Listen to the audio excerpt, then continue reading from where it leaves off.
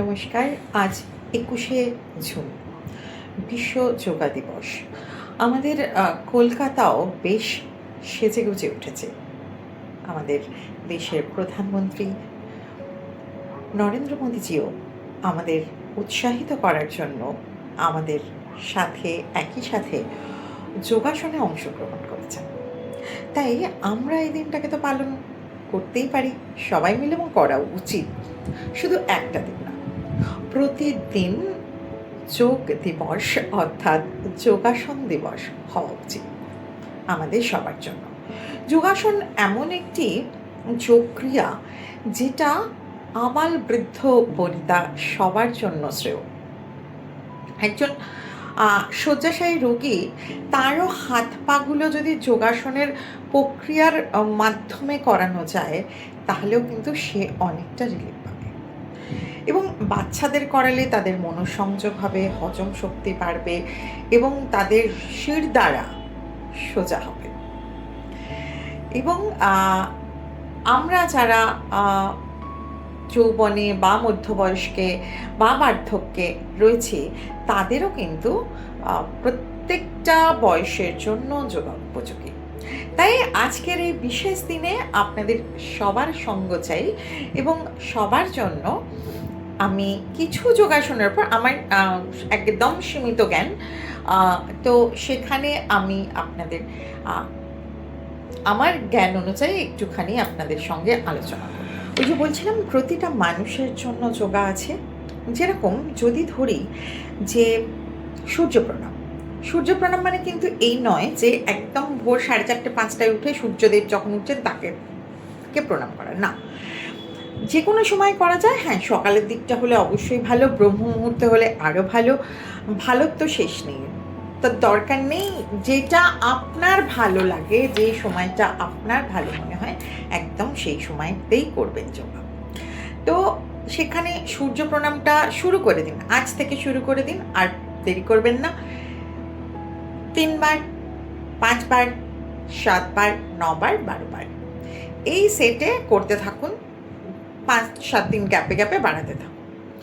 আরেকটা জিনিস, আমাদের সেকেন্ড ব্রেন বলা হয়। আমাদের পেটকে, গাট হেলথ ভালো রাখতে হবে। গাট হেলথ ভালো রাখার জন্য আমাদের কি করতে হবে?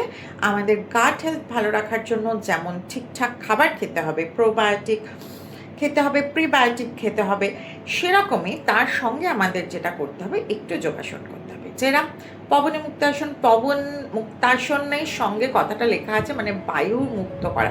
তার মানে আমরা যদি রেগুলার পবন মুক্তাসন করি, একটা সেট 3টে করে হয়, এই 3টে পশ্চারে হয়, এরকম আমরা 5টা 10টা সেট করতে পারি। তাহলে আমাদের পেটে গ্যাসের সমস্যা থাকবে না। হজমের জন্য কি করব? হজমের জন্য আমরা প্রত্যেকবার খাবার পরে দুপুরে এবং রাত্রে 5 থেকে 7 মিনিট বজ্রাসনে বসবো, তাহলে হজমের সমস্যাটা থাকবে না। তারপরে কি, এর বাইরে আমরা যদি কোমরের ব্যথা থাকে, তাহলে আমরা কি করব? ভুজঙ্গাসন করব, হলাসন করব। এটাতে আমাদের কি হবে? আমাদের কোমরের ব্যথা অনেকটা কমে যাবে। আচ্ছা, তারপরে যেটা হচ্ছে সেতু বন্ধাসন, এটাও খুব ভালো কাজ করে। আর একটা কি হচ্ছে, থাইরয়েডের সমস্যা আজকাল খুব দেখা যায়। এই থাইরয়েডের সমস্যার জন্য কি করতে হবে? থাইরয়েডের সমস্যার জন্য উষ্ট্রাসন, মানে গলাটা এরমভাবে ওপর দিকে থাকে।